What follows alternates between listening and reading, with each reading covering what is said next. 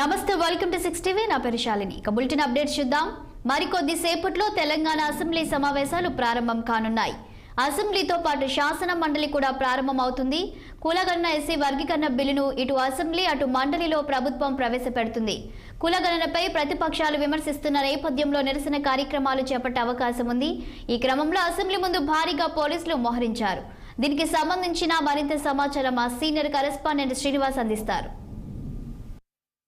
ఉదయం 11 గంటలకు ప్రారంభం కానున్నాయి. అయితే ఇటు అసెంబ్లీతో పాటు మండలి కూడా సమావేశం కానుంది. ఈ నేపథ్యంలో కూడా ప్రధానంగా ఈరోజు రెండు ముఖ్యమైన బిల్లులకు సంబంధించి కూడా అసెంబ్లీలో చర్చతో పాటు దానికి సంబంధించి ఆమోదం తెలపనుంది. ఎందుకు ప్రధానంగా ఏదైతే ఇటు కులగణనకు సంబంధించి ప్రతిష్టాత్మకంగా కులగణన కాంగ్రెస్ ప్రభుత్వం చేపట్టింది. ఈ నేపథ్యంలో కూడా ఇటు సర్వే కూడా పూర్తి చేసింది.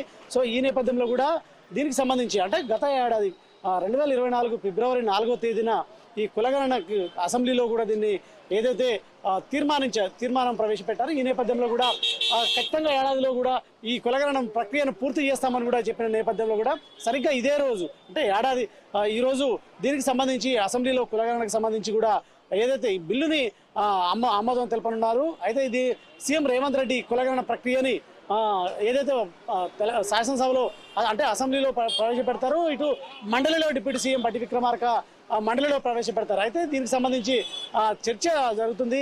చర్చ జరిగిన అనంతరం కూడా దీనికి సంబంధించి అయితే ఈ బిల్లుని ఆమోదం తెలపనుంది ప్రభుత్వం. సో ఈ నేపథ్యంలో కూడా దీనికి సంబంధించి ఇప్పటికే ఈ కులగణనకు సంబంధించి అంటే ఇప్పటికే ఏదైతే cabinet sub committee chairman Uttam Kumar రెడ్డికి కూడా ఈ బిల్లుని అంటే సబ్మిట్ చేసిన పరిస్థితి. సో ఈ నేపథ్యంలో కూడా కేబినెట్ సమావేశం అంటే ముందుగా ఉదయం 11 గంటలకు కేబినెట్ సమావేశం ప్రారంభమవుతుంది. ఈ కేబినెట్ సమావేశంలో కూడా అసెంబ్లీలో అనుసరించాల్సిన వ్యూహాలపై కూడా ప్రధానంగా చర్చిస్తారు.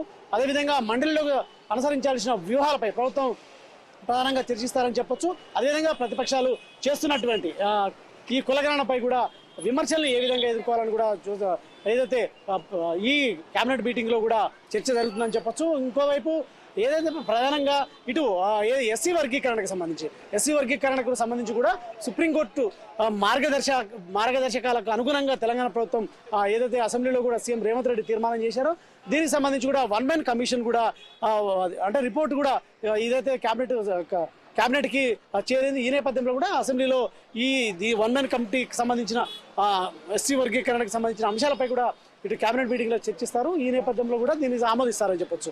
అయితే ప్రధానంగా ఇక్కడ మనం చూడొచ్చు ఇక్కడ ప్రస్తుతం మనం అసెంబ్లీ ముందు ఉన్నాము. అయితే ఈ మెయిన్ గేట్ దగ్గర పోలీసులు భారీగా మోహరించారు. అదేవిధంగా ఇటు ప్రతిపక్షాలు అంటే గతంలో జరిగిన అనుభవాల దృష్ట్యా ఇటు ప్రతిపక్షాలు ప్రధానంగా వినూత్న రీతిలో నిరసన కార్యక్రమాలు చేపడుతున్న నేపథ్యంలో కూడా పోలీసులు ఇక్కడ భారీగా మోహరించారని చెప్పొచ్చు. సో ఎలాంటి ఇక్కడ ఇబ్బందులు తలెత్తకుండా కూడా భారీ